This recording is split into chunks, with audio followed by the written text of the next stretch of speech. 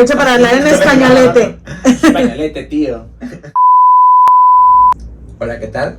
Gracias por acompañarnos en otro video de Tu Psicólogo Te Acompaña. Soy Rodrigo. Y mi nombre es Omar Solórzano. Y el día de hoy estaríamos compartiendo con el psicólogo Omar algunos temas sobre Gestalt.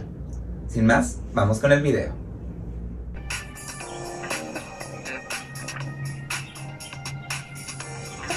Iríamos iniciando entonces con técnicas de la Gestalt. ¿Qué nos compartirías acerca de ello? Bueno, las técnicas Gestalt de muchas maneras están integradas inicialmente con supresivas y con expresivas, ¿no? Viene una tercera parte que es la técnica integradora, que es una combinación de ambas. Pero vámonos primero por las supresivas, ¿no? Que son técnicas muy básicas que la mayoría de los terapeutas utilizan, incluso en otras corrientes. Solamente que acá las tenemos muy bien registradas, ¿no? Bueno, ¿qué técnicas existen? Por ejemplo, el dejar de pensar. La gente dice, ¿cómo voy a dejar de pensar? ¿De qué manera voy a hacer eso? No es que se deje de pensar enteramente, pero se da pie y se da paso a que los sentimientos, las emociones y las sensaciones fluyan primero. ¿Por qué? Porque de muchas maneras eso es lo que llega inicialmente a nuestros sentidos. Un olor, un sonido, una vista, una luz. Y entonces yo le doy un significado específico, ¿no? ¿Qué pasa? A veces mi pensamiento me lleva a interpretar antes de tiempo y entonces corto el flujo de lo que podría ser la experiencia. Si yo corto el pensamiento inicialmente, logro entender qué está pasando conmigo, de dónde vengo, cómo funciono, qué es lo que ese estímulo me representa o me da a entender, ¿no? Entonces, una de las técnicas supresivas principales es el cortar el pensamiento y sentir un poco más. Es parte de lo que vamos haciendo, ¿no? Hay otra técnica que es el sentir o experimentar el vacío. Esa suena bien interesante porque es como muy sádica, o sea, tengo que contactar con eso con lo que no quiero contactar. Tengo que contactar con mi dolor, tengo que contactar con mi enojo, con mi angustia, con mi frustración. Y lo que se busca acá es que podamos aprender de todo eso. ¿Por qué? Porque no va a desaparecer, no se va a ir, no va a dejar de existir y por algo lo ando cargando. Viene mucho como de esta parte budista, de esta parte zen. ¿Por qué? Porque ellos creen desde esta filosofía que aprender del dolor es muy importante. ¿Por qué? Porque es parte de la vida. Si no me duele, no estoy vivo, no siento, no experimento, ¿no?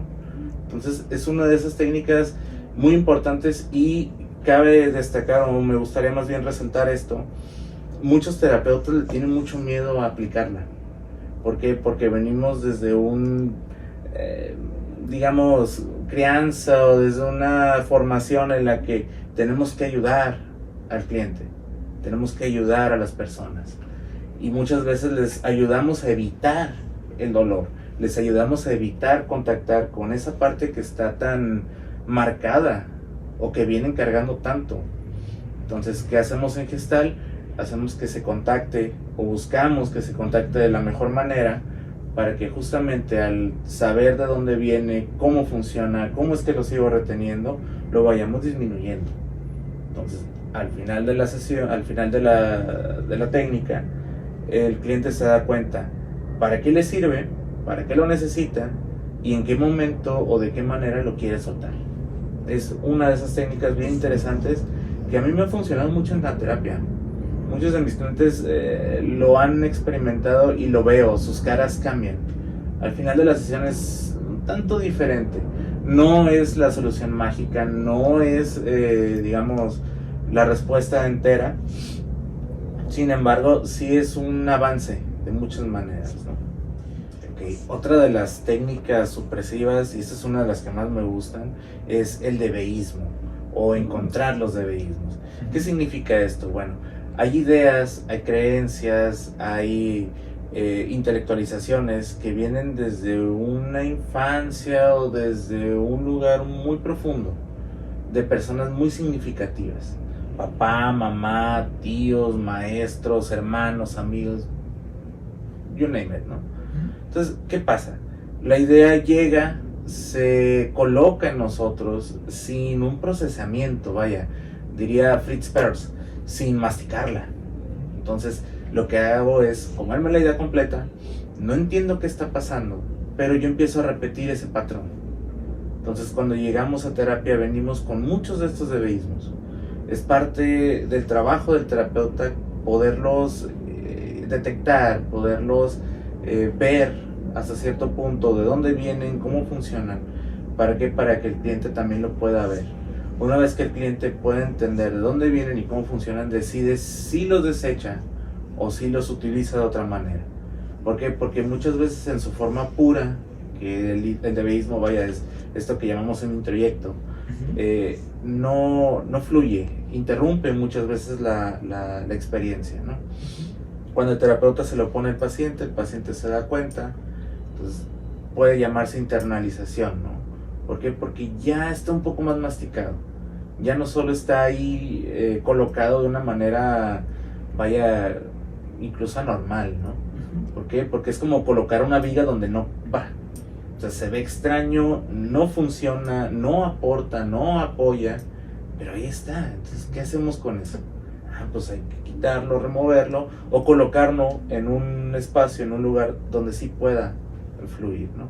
Que esa es una de las partes importantes. Otra última que quisiera poner acá dentro de las muchas supresivas que hay es encontrar las formas de manipulación. Son así como bien perversos, como bastante. bien así, como muy maligno, ¿no?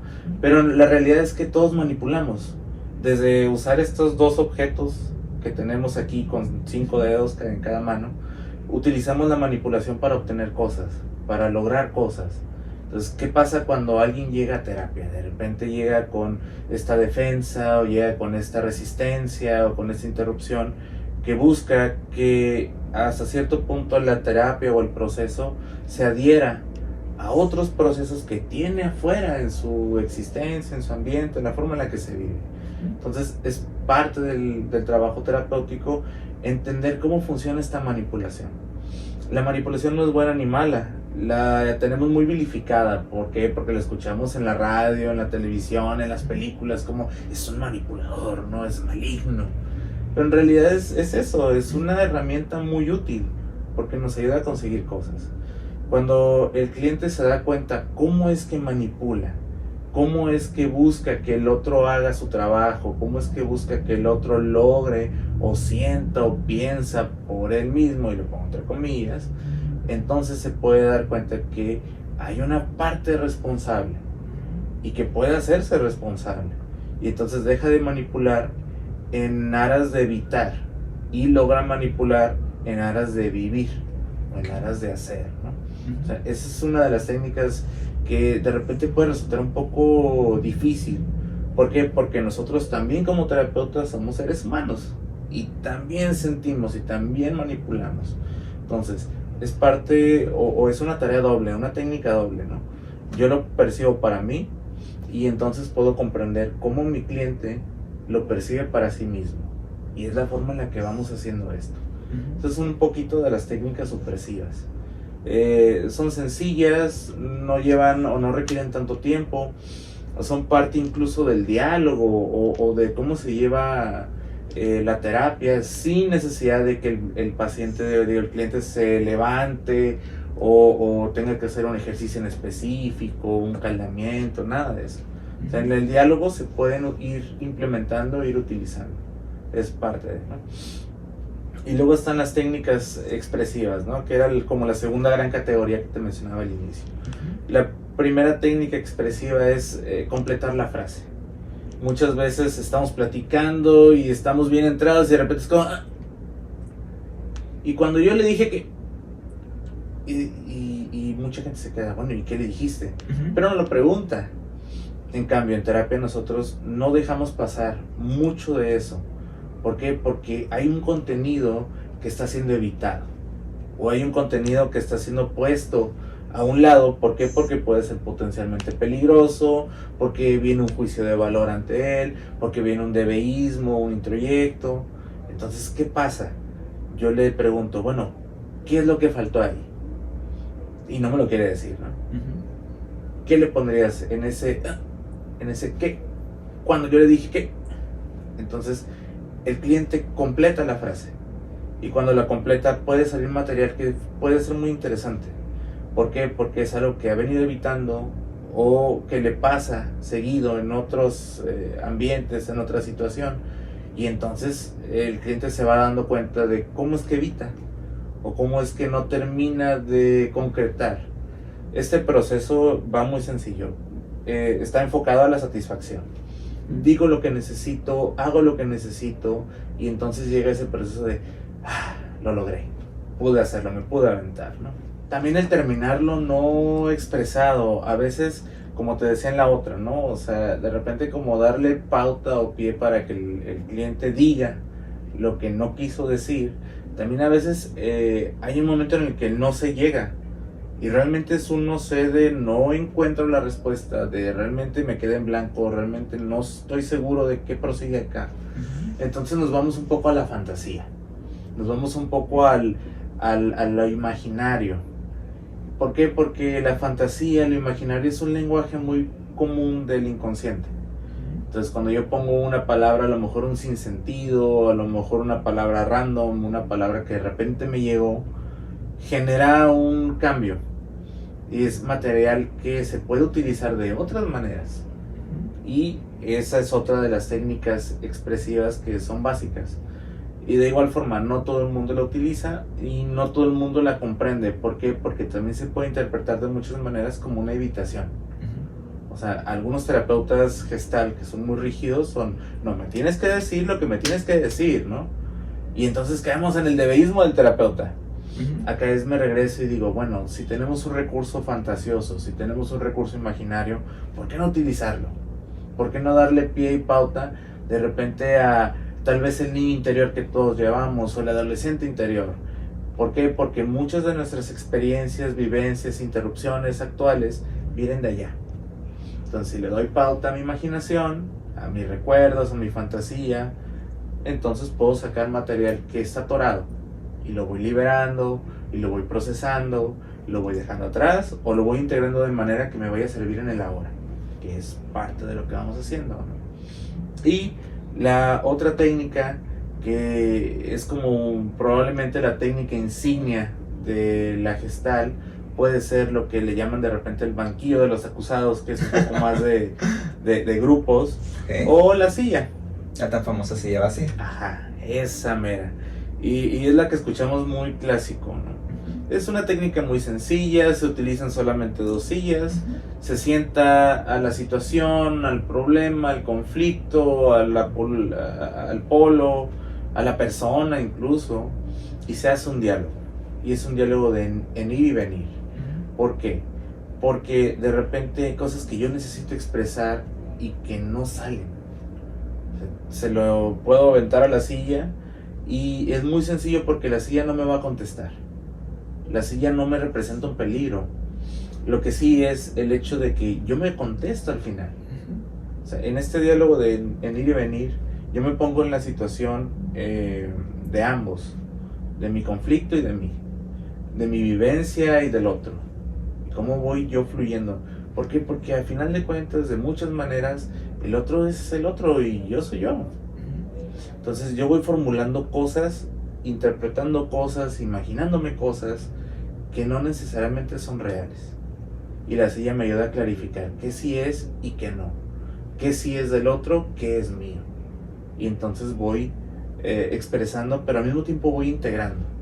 Que bueno, aparentemente sencillas, porque obviamente como cualquiera de esas técnicas, sí, a lo mejor sencillas desde acá, pero al momento de aplicarlas con un otro que vive, piensa, siente y que no es de librito, puede salir algo diferente. Claro, sí, eso es otra de las cosas que me gustaría abordar acá, ¿no? ¿Cuál es el timing de las técnicas? ¿Cuál es ese momento específico para aplicarlas? Bueno, imagínate llegar a la primera sesión con tu terapeuta, vienes con la emoción desbordando, tu conflicto, tu problema, tu situación está hasta acá y al terapeuta se le ocurre ponerte una silla vacía. Pues, ¿qué haces, no? Sí, sin haber recabado toda la información, qué hay detrás, cuáles son los recursos que tiene mi cliente, qué sí podemos tocar, qué no podemos tocar y qué que puede salir para bien realmente, ¿no? No solo para que se sienta bien, sino hay veces que se sienta un poquito mal, pero que le va a servir para bienestar. Exacto. Ahí regresamos como a tocar el dolor o vivir o experimentar el vacío, ¿no? ¿Por qué? Porque, o sea, yo cómo o de qué manera voy a ser este superhéroe, inmaculado ser que con una varita mágica ya le quitó su experiencia desagradable. Yo no puedo hacer eso. Y definitivamente las técnicas no lo pueden hacer. Si yo no entiendo quién es mi cliente, de dónde viene, cómo es su contexto, cuál es su situación vital, cómo está afrontando a sí mismo su ambiente, ¿cómo me atrevo a hacer eso? Y pasa, muchas veces pasa. Hay terapeutas que viven de hacer técnicas, no viven de hacer terapia. Entonces, las técnicas son herramientas, pero la herramienta no se maneja sola y la herramienta no resuelve el problema sola. Entonces, también hay que tener mucho cuidado. Si llego a una sesión de terapia y lo primero que me ponen a hacer es a brincar, o lo primero que me ponen a hacer es a imaginar o a fantasear, o me sientan en las sillas, probablemente sea conveniente interrumpir la sesión. ¿Por qué? Porque yo no sé qué va a salir de ahí y mi terapeuta tampoco lo sabe. Si incluso ya con la experiencia, ya con un proceso, ya con un diseño estético realizado, ya con toda esta calibración, con todo este entendimiento del cliente, salen cosas inesperadas, como bien lo decías, imagínate un principiante, ¿no? O imagínate una primera sesión. O sea, hay que tener mucho cuidado con eso, ¿no? Claro. Y bueno, después de esta como, digamos, precaución o de esta advertencia o a lo que le ponemos atención, ¿no? De repente cuando vamos con un terapeuta, vienen finalmente las integrativas, ¿no? Esas técnicas combinan un poco ambas, las supresivas con las expresivas, ¿no?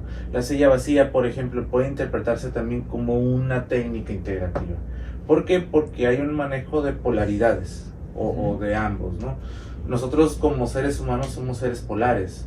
¿Por qué? Porque puedo integrar una idea y también su contrario. Es decir, no sé, pensar en la carne es mala, pero que se me antoje, ¿no?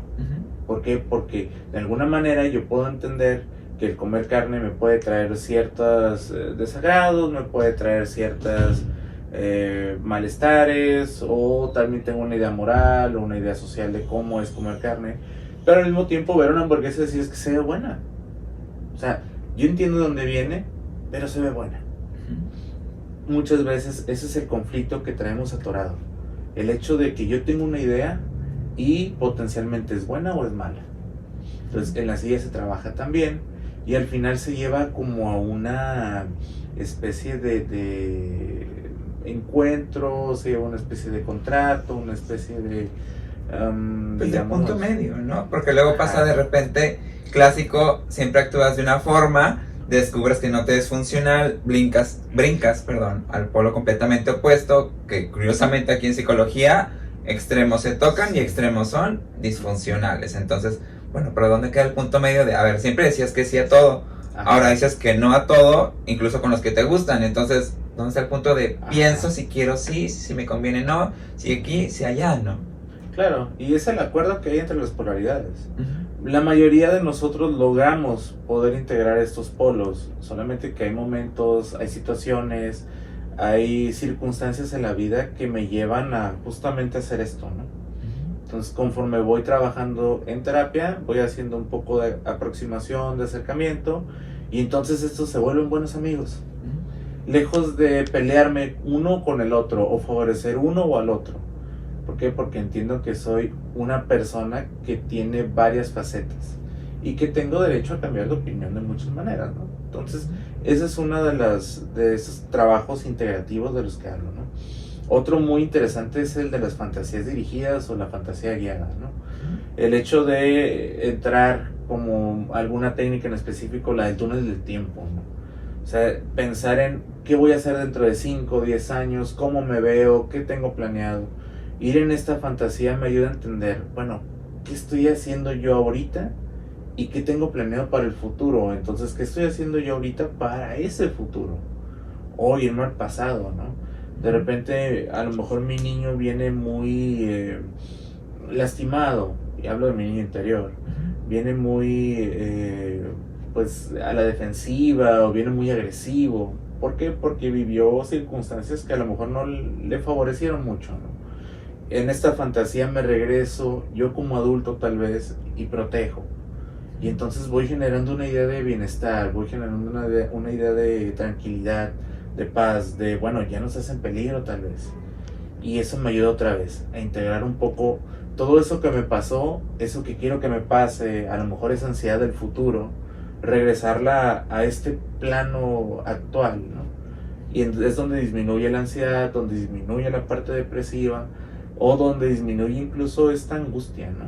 Que vivimos todos los días y que es casi al 100% infundada. ¿Por qué? Porque todo está acá arriba.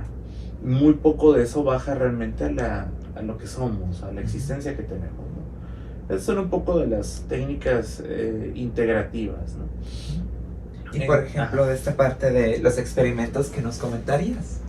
Bueno, el experimento es, vaya, mucha gente no le gusta ese nombre, ¿no? Suena como muy técnico, suena como de laboratorio, ¿no? Pero al final de cuentas el experimentar es el sentir, es el vivir, es el vivenciar, ¿no? El experimento es un producto un tanto fabricado en terapia que viene con elementos de afuera, con elementos que el cliente va trayendo conforme van pasando las sesiones, conforme va exponiendo o explicando un poco su existencia, ¿no? Entonces, en el experimento se utilizan como varios pasos, ¿no? Por ejemplo, yo podría poner inicialmente un caldeamiento, que sería como este calentamiento, como este ir sintiendo, como este ir contactando un poco, para que muchas de las interrupciones que venimos trayendo acá vayan disminuyendo o se vayan aflojando un poquito, ¿no? Esa es la primera fase. Se pueden utilizar de muchas maneras, ¿no? Yo recuerdo en algún momento en mis prácticas, en mi servicio social, de repente poner a hacer sentadillas a las personas que venían a verme. Y es como, pues no vienes a hacer ejercicio. Pero el hecho de sentir ese movimiento, esa flexión, el calor que se genera, el cansancio, a lo mejor un poquito de dolor en las piernas, va ayudando a que la experiencia vaya aterrizando acá abajo y no solo se queda acá arriba. Entonces, eso es parte del experimento de lo inicial. El experimento lo puedes diseñar como tú quieras. Conforme más creativo seas, mucho más sencillo. Y después del caldeamiento, después de este paso que puede ser específico y no específico, cada un terapeuta lo va diseñando como necesite, viene la acción, que sería como el llevar a cabo el experimento. Por ejemplo, recuerdo mucho un experimento específico donde era una combinación entre fantasía dirigida y como un poquito de esta parte como de trance, como de ir entrando en la parte profunda, ¿no? Y luego sacar al cliente. Entonces era jugar un poco con estas digamos zonas como de interacción que hay. ¿Por qué? Porque llega la parte inconsciente, llega la parte consciente y es como ir jalando. Después de la acción o después de llevar el experimento a cabo, viene la parte de la retro, ¿no? O sea, el cliente sale hasta cierto punto de este pues, baile, juego, podemos llamarle también, y va comprendiendo, a ver, ¿qué pasó? ¿Cómo me sentí? ¿Qué experimenté? ¿Mi pensamiento a dónde se fue? ¿Me fui a un recuerdo? ¿Me fui a una fantasía más allá? ¿O me fue al futuro? ¿O me fue a una parte ansiosa? Y entonces se trata de que vaya integrando un poquito toda esta experiencia que ha tenido. El experimento puede llevar desde 10 minutos, como mucho, como un tiempo, hasta toda la hora a veces. Dependiendo de qué tanto se necesite, de qué tanto es como esta parte necesaria de profundizar, ¿no? O de llevar al cliente hasta un conocimiento específico, ¿no? Y al final de cuentas es un cierre, ¿no? Cosa que el terapeuta pues va igual acomodando, ¿no? Podría ser el hecho de devolverle cosas que el terapeuta va captando, el yo me di cuenta el yo entendí más o menos, el yo fijé en esto, cuando hablabas de esto te pusiste tenso, surgió un poquito de movimiento acá, el sudor, la tez de piel cambia, o sea, toda esa parte, ¿no? Que así funciona más o menos un experimento. Y por ejemplo, en esta parte, digo, ya viendo como los 3 grandes bloques y todo esto, Ajá. pues estamos viendo bases y principios de algunos, ¿no? Porque claro que hay más. Claro. Sin embargo, me pregunto, aquí esto es lo que es. Y si nos vamos del otro lado a esto no es una técnica gestal, en esta parte de repente de los mitos, los quehaceres, las malas praxis, lo que se confunde con mala gestal, pero no es gestal, sino que ciertos psicólogos llegan a aplicarlas, ciertos gestaltistas, humanistas, qué sé yo, y de repente es que mi terapeuta me aplica tal o cual cosa, ¿no? ¿Tú qué has escuchado? ¿Qué nos podrías compartir de técnicas que no son técnicas realmente de la gestalt? Fíjate, hay muchísimas técnicas que no son técnicas, que no son gestal como tal. Sin embargo, creo que algunas de las más clásicas que nos vamos encontrando son, por ejemplo, la utilización de sustancias, ¿no? O sea, hablamos desde de repente la pastillita, el tecito específico. O sea, es algo que no viene dentro de la teoría, es algo que no está probado muchas veces y que muchos terapeutas gestal utilizan bastante. O sea, esa es una realidad. Cada uno hace su praxis. Sin embargo, sí hay que tener cuidado a qué le entro yo y a qué no. O sea, mi recomendación es, bueno, no se utiliza ninguna sustancia aparte de a lo mejor el tecito, el cafecito, una botella de agua, más o menos eso, ¿no? ¿A qué cosas me refiero, no? Típico el té de valeriana, ¿no? Que es como muy clásico. Las flores de Bach, que también, de vuelta, yo no estoy en contra de esas cosas, cada uno decide cómo lo utiliza, pero no podemos llamarlo terapia, no podemos llamarlo gestal. ¿Por qué? Porque no está ahí, así no funciona, ¿no? Tal vez en sus inicios, allá en los 60s, durante la época hippie, todo este rollo, pues a lo mejor lo utilizaban muchos de los teóricos, pero ahorita, en este momento, desde el código ético, desde todo lo que conocemos de la legalidad, pues no va. O sea, no está aprobado, ¿no? ¿Qué otra cosa no es técnica gestal? Las constelaciones. Hay mucho terapeuta que se dice gestaltista y lo que hace es constelar. Entonces hay que entender que la constelación es una herramienta terapéutica, podríamos llamarla así. Sin embargo, no hay una fundamentación teórica avalada o argumentada desde una base científica, pues. Entonces también hay que tener mucho cuidado con el terapeuta gestal que es constelador, ¿no? ¿Por qué? Porque va a meter muchas cosas místicas, mágicas, que de vuelta no estoy en contra, sin embargo no podemos llamar gestal.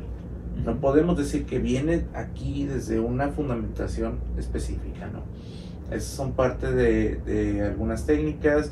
El tocar gente, por ejemplo, me ha tocado desafortunadamente escuchar algunos casos de personas que dicen, es que mi terapeuta me masajeaba, mi terapeuta me tocaba, mi terapeuta me pedía que me quitara el exceso de ropa. Y es como, bueno, ¿y por qué lo hacía, no? ¿Cuál era su propósito? Si hay una gestal corporal, es cierto. Sí, en algún momento algunos teóricos mencionaban el hecho de tocar personas desde una postura de romper corazas o de romper rigidez o interrupciones. Sin embargo, de vuelta, ahorita tocar personas no es como que algo pues muy funcional, ¿no?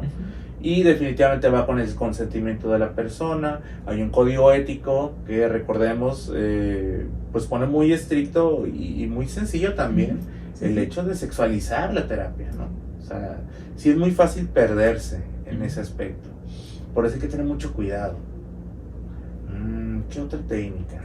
Por ejemplo, ahorita cuando hablas de contacto, viene a mí otra que curiosamente no es de contacto, pero se vende, que tiene que ver con el Reiki, por ejemplo. Es esta parte de como más mística, energética, de chakras, no sabría cómo explicarlo, es una ciencia cierta. La cuestión es a través de, curiosamente no es un contacto, pero el acercamiento corporal de el terapeuta de Reiki hacia el cliente, quien consume este tipo de técnicas, pues se va acercando, ¿no? Algo, pues más que nada como metafísico. Claro, sí, a final de cuentas es una creencia, que tampoco hay una base científica que diga que mediante este calor que se genera con las manos hay una sanación y nada de eso. Pero también muchos terapeutas gestal lo utilizan bastante. Y la gente piensa que de repente el Reiki, ahorita me acuerdo de los cuarzos, todo Regresión a vidas pasadas, ajá, terapia de ángeles. la angeloterapia, todo este rollo que meten justamente en esta corriente específicamente. ¿Por qué? Porque es una corriente que podemos considerar como holística. Y de repente escucho la palabra holístico, yo personalmente, y pienso en algo místico, pienso en algo como bien hippie, como bien zafado, fuera de esta, pues, asunto científico real, ¿no? ¿Por qué? Porque está muy malversada la palabra ya. Porque holístico quiere decir que pues le puedo meter de lo que yo quiera, ¿no? Puedo hacer lo que yo quiera porque soy gestaltista. Y la realidad es que no. La realidad es que la Gestalt tiene una metodología muy básica, muy específica, que nos lleva a realmente entender cómo funciona mucha gente. Muchos de los procesos van así. Sin embargo, hay terapeutas que no están bien entrenados, que vienen con una base semisólida, que no comprenden exactamente qué es lo que están haciendo. Entonces, pues van y meten todas estas otras cosas, ¿no? Sí, claro que de repente, por ejemplo, como nos compartías de estas bases, de repente el budismo zen, taoísmo, Ajá. es decir, ciertas religiones e ideologías orientales que son, sí, bases, Ajá. pero que también se van complementando con otras cosas en vez de decir, bueno, también creo que en Los Ángeles los meto como base y a ver qué me da, que no tiene nada que ver una cosa con la otra. Claro. Sí, parte de venir acá y parte de hablar de esto es justamente darle la credibilidad que tiene la Gestalt, pero no en lo que mucha gente ha tratado de que se convierta la Gestalt, o mucha gente de lo que habla de lo que es Gestalt. Claro, o incluso también la Gestalt bien aplicada, porque incluso podrás saber que es una silla vacía, sí, pero si llega un cliente solicitándola, no es deber del terapeuta. Ajá. Bueno, cliente paga. Creo que ese es uno de los mejores trabajos que hay, porque curiosamente el cliente no siempre tiene la razón en Ajá. todo lo que solicita. Claro que es completamente válido su solicitud, pero también está la parte de, bueno, es que así no se trabaja y Ajá. puede ser más contraproducente que beneficioso. Es correcto. Al final de cuentas, el punto es ir calibrando. O sea, sí, tal vez al cliente le pueda funcionar, pero eso se puede volver un parche muy común. Y parchar una llanta ponchada no quiere decir que esté arreglada. Quiere decir que la puedes seguir rodando otros 6 meses, pero que la llanta necesita cambio. Claro. La llanta necesita ya no estar funcionando. ¿Por qué? Porque eventualmente va a tronar. Como la de repuesto. Pues sí me sirvió, pero es de aquí a que llego realmente a ciudad, a llantera, Ajá, qué sé yo. a comprar otra llanta, así de sencillo. Entonces, las técnicas son solo eso, herramientas, como te decía anteriormente. Y sabiéndolas aplicar funcionan, pero hay herramientas que no funcionan para todos los trabajos o no para todas las tareas, ¿no? Entonces también hay que saber que el proceso Gestalt es de muchas maneras muy dialogal, porque se basa en la relación terapéutica, no se basa en la técnica que le aplico. O sea, hablar de técnicas acá es poderlas distinguir, saber qué se necesita o cómo funcionan, y saber que el proceso no está basado en técnicas. Las técnicas están al servicio del proceso, no al revés. Y, por ejemplo, compartiendo todo esto, ¿alguna recomendación que puedas compartir a las personas allá que nos están viendo sobre dónde puedo aprender, dónde puedo leer, cuáles son a lo mejor tus favoritos, cuáles son los que tú dirías, este es fácil de digerir para un primer momento? Yo recomendaría mucho al autor Héctor Salama. Él, yo creo que fue una de mis Biblias al inicio de mi carrera, porque estructura muy bien todo lo que tiene que ver con Gestalt, para un inicio. Por ejemplo, a los chicos que están estudiando y les interesa esta parte, es una manera de darse un encuadre muy básico, pero muy funcional de lo que es la terapia. Entonces, Héctor Salama, de persona a persona, ese yo creo que sería más digerible incluso para personas que no estudian psicología, porque le explica también, da una fundamentación filosófica, una fundamentación neurológica, social, o sea, incluye muchas de las facetas en las que vivimos todos los días, ¿no? Es un libro que se hace muy actualizado incluso para ser de los 80s, ¿no? Yo podría pensar también en Joseph Zinker. Su lectura es muy sencilla y habla mucho del proceso creativo y de los ajustes que vamos haciendo conforme vamos viviendo, pues esto que llamamos vida, ¿no? Entonces eso también podría ayudar bastante o podría ser muy digerible. Y yo creo que Laura Posner es sencilla también, ya cuando ella se mueve como a la gestal de campo. Y los Polster, Irving y Miriam Polster, ellos también fueron uno de mis primeros libros o teoría en la que yo fui utilizando o basando mis procesos, ¿no? Son muy claritos, son muy sencillos, igual da como una base muy estructurada que ayuda como a ir fluyendo un poquito mejor, ir aprendiendo un poquito más del cliente, toda esa parte, ¿no? Yo creo que sería como esos autores los que yo recomendaría inicialmente, ¿no? Okay. Bueno, ahí lo tienen. Gracias a Omar por acompañarnos y compartirnos un poco y esta introducción a la parte de las técnicas, las no técnicas e incluso estas recomendaciones bibliográficas sobre la Gestalt.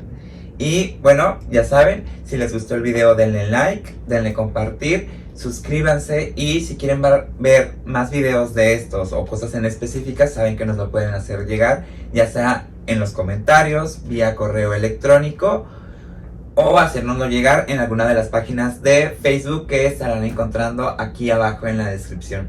Sin más, pues muchas gracias, nos despedimos. Gracias por acompañarnos en otro video de Tu Psicólogo Te Acompaña. Soy Rodrigo. Y soy Omar Solórzano. Y hasta la próxima.